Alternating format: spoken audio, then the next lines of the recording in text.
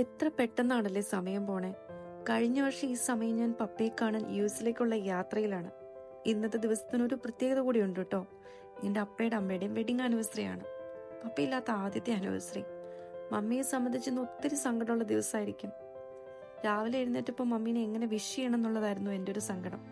Social media use ചെയ്ത കാലം മുതൽക്ക് ഫേസ്ബുക്കിൽ ഒരു പോസ്റ്റും ഫാമിലി ഗ്രൂപ്പിലുള്ള വിഷസ് ഒക്കെ ഉണ്ടായിരുന്നു. ഇന്നിപ്പോൾ ഞാൻ കുറേ ആലോചിച്ചു, എങ്ങനെ പപ്പേനെ മമ്മീനെ വിഷ് ചെയ്യണം. പോസ്റ്റ് ഇട്ടാലും എങ്ങനെ എല്ലാവരും വിഷ് ചെയ്യുക. അതിന് ഞാൻ കണ്ടെത്തിയൊരു സൊല്യൂഷനാണ് കേട്ടോ ഈ ഒരു വീഡിയോ. മാത്രമല്ല, ഈ ദിവസം പഴയ പോലെ തന്നെ വിഷ് ചെയ്ത് പോസ്റ്റ് ചെയ്യണമെന്നാണ് ഞാൻ ആഗ്രഹിക്കുന്നത്. പപ്പ എൻ്റെ കൂടെ ജീവിക്കുന്നെന്നൊരു ഫീൽ കിട്ടാൻ വേണ്ടി. പിന്നെ പപ്പയെ സ്നേഹിച്ച ആളുകൾ പപ്പയെ ഓർക്കാനും ഈ ദിവസം പഴയ പോലെ തന്നെ ആകണമെന്നും ഞാനിപ്പോൾ ഒരുപാട് ആഗ്രഹിക്കുന്നുണ്ട്. ഞാൻ ഏറ്റവും കൂടുതൽ ഹാപ്പി ആയിരിക്കണം എന്ന് ആഗ്രഹിക്കണം എൻ്റെ പപ്പയായിരിക്കും. അതുകൊണ്ട് തന്നെയാണ് ഞാൻ ഇങ്ങനെ ഓരോ കാര്യങ്ങൾ ചെയ്യാനും ആഗ്രഹിക്കുന്നത്.